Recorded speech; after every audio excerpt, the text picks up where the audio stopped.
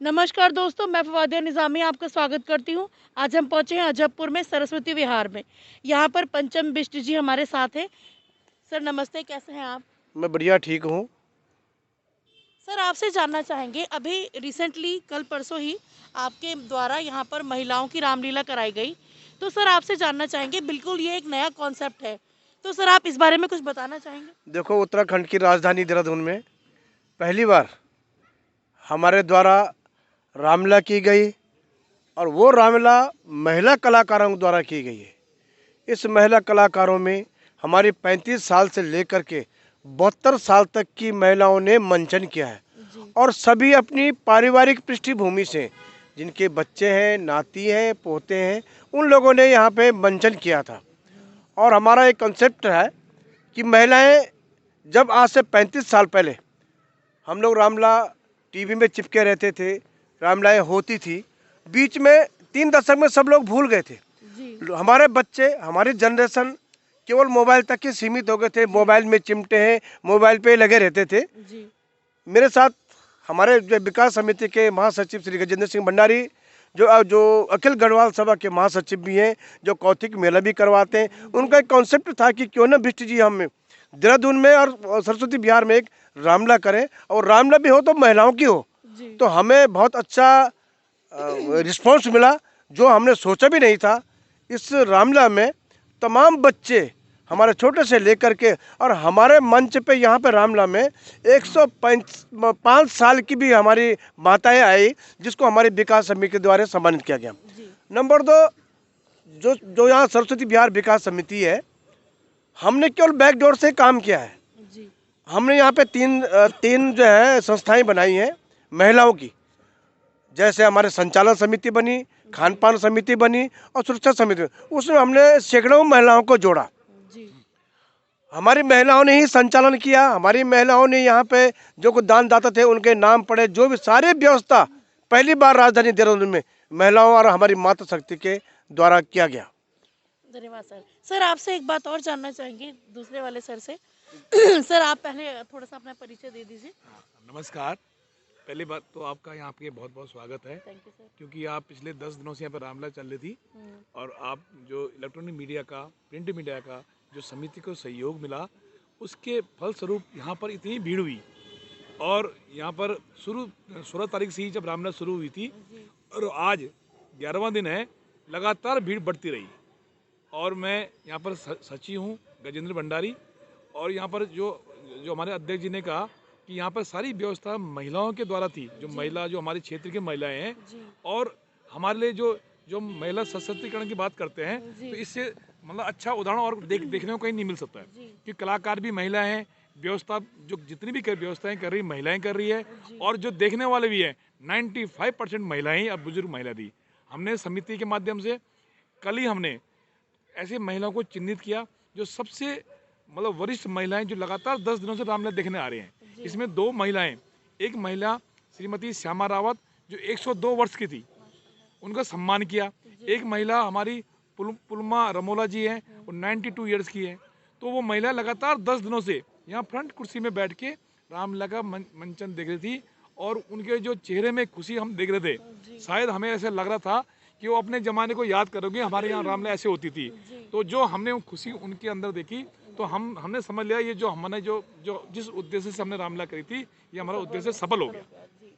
Sir आपसे एक बात और जानना चाहेंगे बिष्ट जी से कि सर जैसे ये एक बहुत अच्छा प्रयास है, क्योंकि ये प्रथा, रामलीला की प्रथा अब लुप्त होती जा रही है।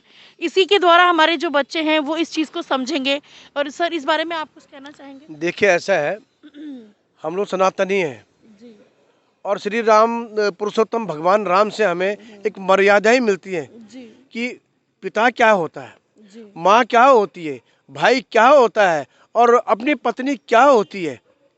तो अभी हमने एक गाना भी गाया था यहाँ पे, राम दशरथ के घर जन्मे, घराना हो तो ऐसा हो, न छोड़ा सात सीता ने, जनाना हो तो ऐसा हो, न छोड़ा 7 भैया ने, भ्राता हो तो ऐसा। तो हमें भगवान राम से एक एक वो मिलता है, अनुशासन मिलता है कि किस टाइप के मर्यादा के लोग थे उस समय।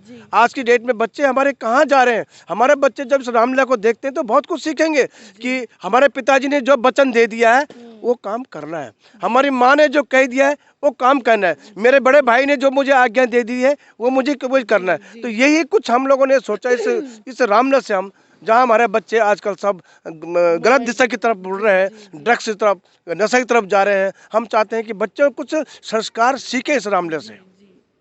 सर आपसे बहुत अच्छा लग रहा है बात करके। आपसे एक सवाल और पूछना चाहूँगी कि जैसे आप हमारे चैनल के माध्यम से आपको जो मतलब अगर किसी की मतलब थैंक यू कहना हो किसी को, किसी के लिए, तो आप ये मैसेज कह सकते हैं। देखो आप यहाँ पे आए, आप रामलीला के बीच में भी आए। जी। मैं सरस्वती बिहार विकास समिति की ओर से यहाँ पे 10,000 की जनसंख्या है, जी। उनकी ओर से तो आपको धन्यवाद देता ही हूँ।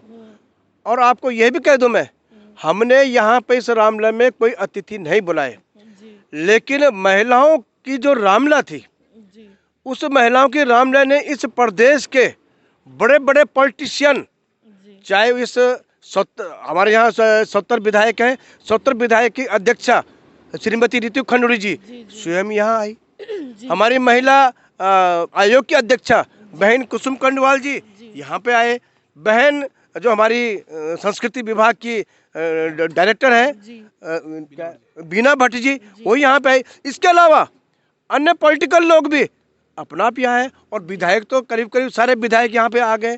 तो ये सब भगवान की लीला है, भगवान का एक चरित्र लोगों ने देखना चाहता है, उसमें आया। मैं पुनः सरस्वती बिहार की विकास समिति की ओर से पूरे चैनल के सभी साथियों का धन्यवाद देता हूँ। Thank you sir. सर आपसे एक बात और जानना चाहेंगे जैसे मतलब ये मतलब और भी इस तरह से कोई कार्य वगैरह कराए हैं? समिति लगातार कई वर्षों से ये कार्य कर रही है।